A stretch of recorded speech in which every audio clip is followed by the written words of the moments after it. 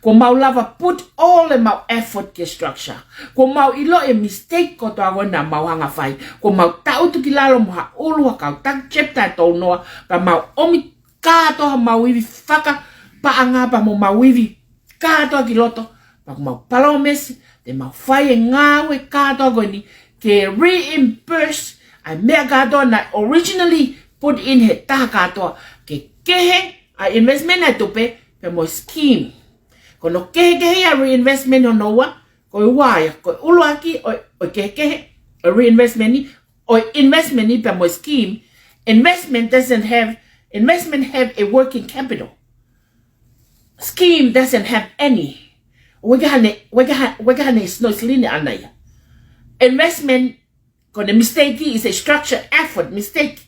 Because scheme is an intentionally mistake na fai. Pea koe hono wa e ko hono kono tolu e koe ha kono reimburse ai ha original what?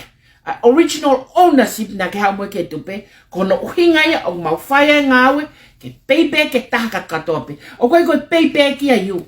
It's just to give you your ownership na ke ha donate ke investment ni he koe lao ya koe lao e ke ha investment ni me scheme kono bring back ho ownership and reimburse you. So the reimbursement mo no term o decide e hai o decide e tupe o koe ke decide e koe. Kato a New Zealand, kato a Australia, kato a en o kuholi koe ke refund. No, o koe ke pule koe no reimburse ho ownership. Even na fihala ke mau palomesi, ke deliver palomesi ke au, ke state your promise mau kole FAKAMOLEMOLE, tupunga, me structure effort ne mau fitau laki mo ya pe ke mau lava solova. I taimini ko mau lava solova ia, pe te mau atu leva take, pe mo aho, te mau lava, o fai ngawe ko ya kono reimburse ka doha mo ownership na o mai ki tupe. Kono kehe ia, pe mo scheme. O laki ko investment ni o gwane fo sno sin ngawe. O gwas no sin ngawe tupe iyo. O gwane sno sin ngawe na. O gwane asset anaya. O glau kilo. O gwane sno slini anaya. O glau kilo. Ko hono wa akha. Ko hono wa aku kole FAKAMOLEMOLE tupe o gwane ha. O gwane structure effort na fall apart to crash. O hoko e mea katatogo ni. O kole FAKAMOLEMOLE tupe KIAI. I poni ke taha katatope. Na ikai ke rich. Ke palomes ko ya ba ko tui. Ko Tonga koe. Ko Tonga. Ko lang fonua na Tonga. Ke Tonga. Pakapau wa iwi offer. Fonua paketari kole FAKAMOLEMOLE.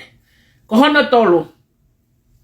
Kono fix kato e kakai kato ko ni ngai failure ko na forward. Ona put together now head kiloto. But then now reimburse ho ownership. Ko ya owato mole ho time. Ke ha o talamai ko put ke ha o talamai ko mea fawavan.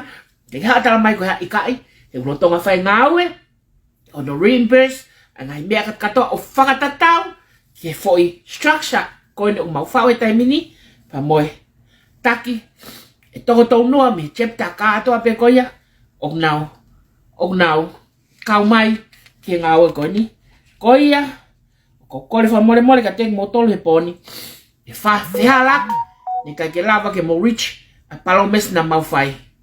O ko kole FAKAMOLEMOLE hata he pon ke teng muto.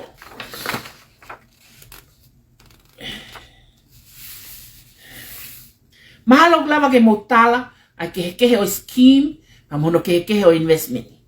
Kehe o scheme o investment. Investment ni ko ke o gano sno slin ngawe, scheme o ko gano sno slin ngawe. Investment ni o ko ne fihala ki o tupunga me structure. Scheme ko ne fihala ki na intentionally kaka be me ulaki. Kono tolu ko ha. Kono tolu ko investment o ha une reimburse e ya ownership ai ko sno silini. Ko scheme o ha o ko ne reimburse e ya ho ownership o ne tu bege ha. Ne tu bege mole. Ai fenga ko kakai ko high form ne kakai no fenga ko kakoi ke alko FAKAI lo te alta ke FAKAMAU'ANGA. Pa ko me an ko e o ha ke FAKAMAU'ANGA. Pea koe moonia, pa koe totonu. Pea koe te au ai ha, a chepta ai a tau noa. Pea moe kakai la wafe, na mui e kakai ko ia, te tau alu mo koe ki FAKAMAU'ANGA. Pea koe FAKAMAU'ANGA is a civil case, pa koe talata teng mo tau ko civil case. Koe lahi taha evidence of avi ke FAKAMAU'ANGA, ko e winia KOIA e wini whamauanga. Te walata mo tō noa ka ke hau koe mo ua, pa ke fua tau tau ai te malohia. Ka koe whamole e fua e hai, e tō tāna ka teka te koe.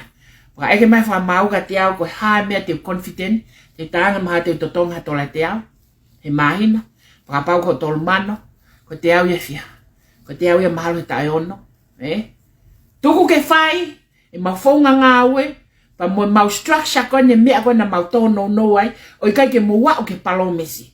Ke whakafoki ato mo ownershipi. Ta mau kamata e Ngaue koe a ke lava huki toa, o ku lava tonu, pa ke fie kau mai, pa ke kau mai.